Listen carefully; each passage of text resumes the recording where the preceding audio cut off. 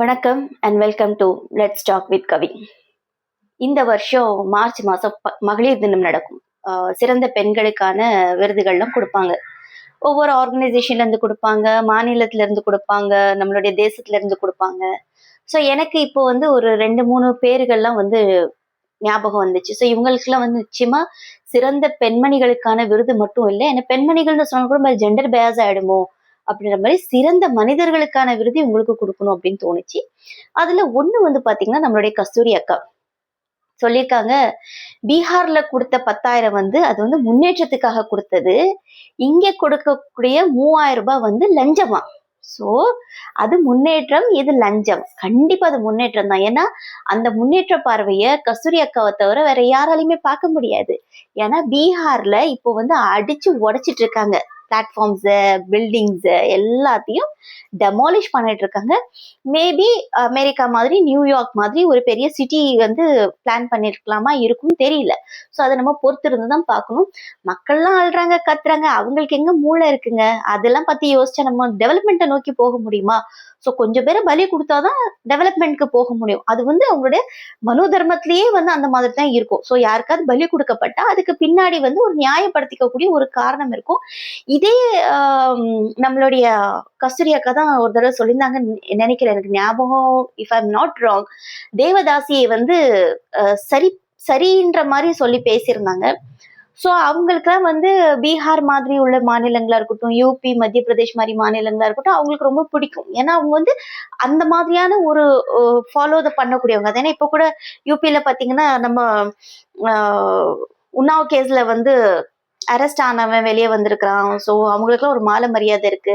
அவங்களாம் எவ்வளவு நல்லது செஞ்சுட்டு இருக்காங்க. அதெல்லாம் தெரியாம அதுக்கெல்லாம் கம்பேர் பண்ணும்போது நம்மளுடைய தமிழக அரசு ஒரு ஒரு சுக்குக்கும் பிரயோஜனம் இல்லை. இதை விட பெரிய விஷயம் நம்மளுடைய குஷ்பு அக்கா சொல்லியிருக்காங்க. எப்படி சொல்லியிருக்காங்கன்னா, திமுக நம்ம இந்து தர்மத்துக்கு எதிரி, திமுக இந்த நாட்டோட எதிரி, இந்த மக்களோட எதிரி, சனாதன தர்மத்தோட எதிரி, ஏன் கடவுளுக்கே எதிரி அப்படின்னு. கண்டிப்பா இந்த ஒரு வார்த்தையில நான் குஷ்பு அக்காவோட உடன்படுறேன். என்னன்னா, இவரு கிருஷ்ணர் சொல்லியிருக்காரு, இந்த தர்மத்தை நானே உருவாக்குனேன், இப்ப நானே நினைச்சாலும் அந்த தர்மத்தை என்னால அழிக்க முடியாது. எந்த தர்மத்துல? இந்த வர்ணாசிரமம் இருக்கு இல்லைங்களா, அந்த வர்ணாசிரமத்தை நான் நினைச்சாலும் அழிக்க முடியாது. அப்படி இருக்கும்போது இந்த திமுக கவர்மெண்ட் பாத்தீங்கன்னா இப்ப இந்த வீடு வாசல் இல்லாம பிளாட்ஃபார்ம்ஸ் இருப்பாங்க இல்லையா, ரோட்டோரமா வியாபாரம் செஞ்சுட்டு அந்த மாதிரி இருக்கக்கூடியவங்களுக்கு ஒரு ஷெல்டர் ஒண்ணு கட்டி கொடுத்துருக்குறாங்க. அந்த மக்கள் சொல்றதை பார்க்கும்போது நிஜமா சொல்றேன், நானே எமோஷனலா அழுதுட்டேன். அந்த இதெல்லாம் பார்க்கும்போது அவங்க சொல்றாங்க, 1,000 ரூபாய் கொடுக்குறாங்க, மழையோ வெயிலோ, மழையில எல்லாம் எங்க பிள்ளைங்க எல்லாம் இந்த டென்ட் போட்டு அந்த தார்பாலின் கவர் போட்டு உட்காந்துருப்போம். ஸோ நனைஞ்ச துணியோடி தான் இருக்கும் பிள்ளைங்கள்லாம். இன்னைக்கு எங்களுக்கு இவ்வளோ செஞ்சு கொடுத்துருக்காங்க. பாத்ரூம்ல வச்சிருக்கக்கூடிய ஒரு ஒரு பேசிக்கான ஒரு விஷயம், பக்கெட் அண்ட் மக், அதை கூட அவங்க பெருமையா சொல்றாங்கன்னா அவங்க வாழ்வாதாரம் எந்த அளவுக்கு இருந்திருக்கும். மனு தர்மப்படி அவங்க செஞ்ச பாவம், ஏன்னா அவங்க முன் ஜென்மத்துல ஏதோ பாவம் செஞ்சனாலதான் இந்த ஜென்மத்துல இந்த பிறவி எடுத்திருக்காங்க. கரெக்ட் தானே குஷ்பக்கா? சோ இவங்களுக்கு நிலைமையை மாத்துறதுக்கு நம்ம முதல்வர் யாரு கேக்குறேன். நம்ம முதல்வர் யாரு? இல்ல இந்த திராவிடன்ற ஒரு ஐடியாலஜி இருக்குல்ல, இந்த திராவிடன்ற ஐடியாலஜி அவங்களுக்கு யார் இந்த தைரியத்தை கொடுத்தது? சோ கண்டிப்பா திமுக அரசாங்கம் கடவுளுக்கு எதிரியான அரசாங்கம் தான். அது நான் அக்செப்ட் பண்ணிக்கிறேன் ஆஸ் பர் குஷ்பு வியூ. இதை விட பெரிய காமிக் என்ன நடந்திருக்கு அப்படின்னு பாத்தீங்கன்னா, ஆனா இதுல எல்லாம் எப்பவுமே ஹைலைட்டா இருக்கக்கூடியது டெல்லி சிஎம் தான். வேற லெவல் அவங்க ரேகா குப்தா இப்ப ஸ்டேட்மெண்ட் கொடுத்திருக்கிறாங்க. பகத்சிங் காங்கிரஸ் ஆட்சி நடக்கும் போது அந்த அசம்பிளில குண்டு போட்டாருன்னு. அடப்பாவி, பகத்சிங் இறந்ததே 1931 அவர் தூக்குல போட்டாச்சு. இந்திய சுதந்திரத்துக்காக குரல் கொடுத்தாரு அப்படின்னு சொல்லிட்டு அவரை தூக்குல போட்டாச்சு. அசம்பிளி எப்ப ஸ்டார்ட் ஆச்சு, காங்கிரஸ் எப்ப வந்தது? அட பாவி மக்கா, உங்க மூளையெல்லாம் செம்ம மூளை. ஆனா இவங்க இந்த தகுதியை பார்த்துதான் பாஜக எல்லாம் சேர்த்துக்கிறாங்கன்னு நினைக்கிறேன். கண்டிப்பா இந்த மாதிரி தகுதி இருக்கணும். அதே மாதிரி கங்கனா ரணாவத் அக்கா சொல்லிட்டு போனது, மகாத்மா காந்தி பேரை 100 நாள் வேலை திட்டத்துல இருந்து எடுத்துட்டீங்களான்னு சொன்னதுக்கு அவர் நேஷனல் ஆந்தம் பாடியிருக்காரு அப்படின்ட்டு போச்சு. இவங்களெல்லாம் என்ன மாதிரியான ஒரு ஜந்துக்கள் அப்படின்றது புரியல. அண்ட் இந்த மாதிரி காமெடிஸ்ல இவங்க பேசிட்டு இருக்கும் போது நிஜமா சொல்றேன், இவங்களெல்லாம் கடந்து போயிட்டு இருந்தோம். நிஜமா எல்லாம் தப்பு தான். இவங்களெல்லாம் இன்னும் ரொம்ப உன்னிப்பா கவனிக்க வேண்டிய இடத்துல நம்ம இருக்கோம். ஏன்னா இந்த 3 மாசத்து எலெக்ஷன்ஸ் வருது. கஸ்தூரி, குஷ்பு இவங்களுக்கெல்லாம் வந்து தைரியம் இருந்துச்சுன்னா வெளியே ஸ்டேட்மெண்ட் கொடுக்க கூடாது. சும்மா 4 பேர் மைக்ல முன்னாடி பேசக்கூடாது. ரோட்ல இறங்கி வந்து பேசணும். அப்ப இவங்களுக்கு வாங்குற செருப்படி என்னன்றது தெரியும். அண்ட் இந்த நேரத்துல நான் வந்து திமுக கவர்மெண்ட் எல்லாரும் சொல்லுவாங்க, நீங்க வந்து திமுக ஊபியா சொம்பான்னு. கிடையவே கிடையாதுங்க. நான் எப்பவுமே நான் நான் எனக்கு ஞாபகம் வந்து நான் வந்து ஒரு 20 வருஷமா நான் ஓட் பண்றேன் அப்படின்னா, அந்த 20 வருஷமா நான் ஓட் பண்றது எனக்கு பிடிச்சிருக்கா, இல்ல என்ன திட்டத்தை கொண்டு வராங்க, இந்த திட்டத்தோட அடிப்படையில தான் நம்ம ஓட் பண்றது. இது நான் ஜெயலலிதா அம்மாவுக்கும் நான் ஓட் பண்ணியிருக்கேன். திமுகவுக்கு நான் இப்ப நான் ஓட் பண்ணியிருக்கேன்.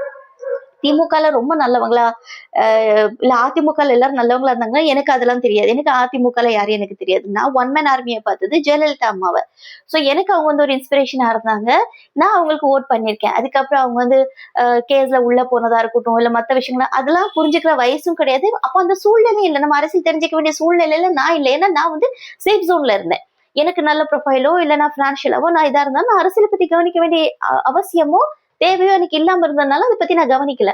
ஆனா இப்போ பாத்தீங்க அப்படின்னா இப்ப நம்மளுக்கு ஒவ்வொரு மனிதர்களுக்கு வாழ்வாதாரம் அரசியலை பேஸ் பண்ணி இருக்கு. அப்ப இப்ப திமுக அரசுக்கு நல்லா இருக்குன்னா நல்லா இருக்கு.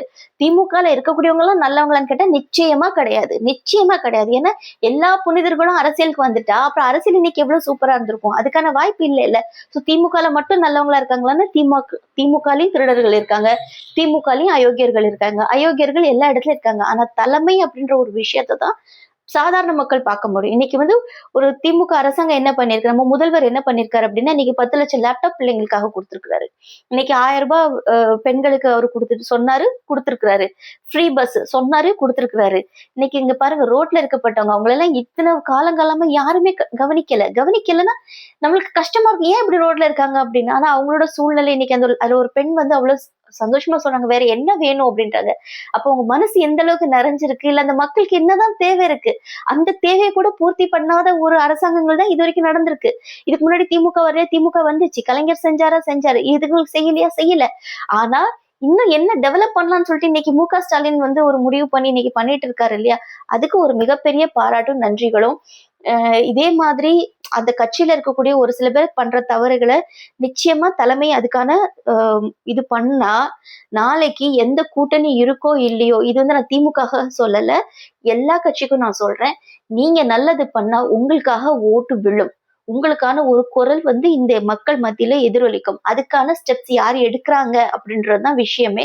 இன்னைக்கு இந்த அரசாங்கம் ஓரளவு எடுத்துட்டு இருக்காங்க, நிறையவே எடுத்துட்டு இருக்காங்க. அதுக்கு மக்களாகிய நம்மளும் சப்போர்ட் பண்ணணும். நம்மளோட குறைகளை கேட்போம். இன்னும் நிறைய தேவைகள் இருக்கு. செஞ்சதுலயும் செஞ்சுட்டு இருக்கிறதுலயும் ரொம்ப ரொம்ப சந்தோஷம். இது வந்து தொடரணும். இன்னும் நல்ல விதமா தொடரணும். அடித்தட்டு மக்கள், மேல்மட்ட மக்கள்னு இல்லாம எல்லாருக்கும் எல்லாமும் சமமா எந்த நேரமும் சிஎம் கான்டாக்ட் பண்றதுக்கோ, இல்ல எங்க கஷ்டங்களை சொல்றதுக்கோ, இல்ல எங்களோட தேவைகளை பகிர்ந்துறதுக்கான ஒரு விஷயங்கள் வந்து நடந்துட்டு இருக்கு. இது வந்து இன்னும் அதிகப்படுத்தணும் அப்படின்றது ஒரு சாதாரண தமிழ்நாட்டோட சிட்டிசனா என்னுடைய வேண்டுகோள். நன்றி.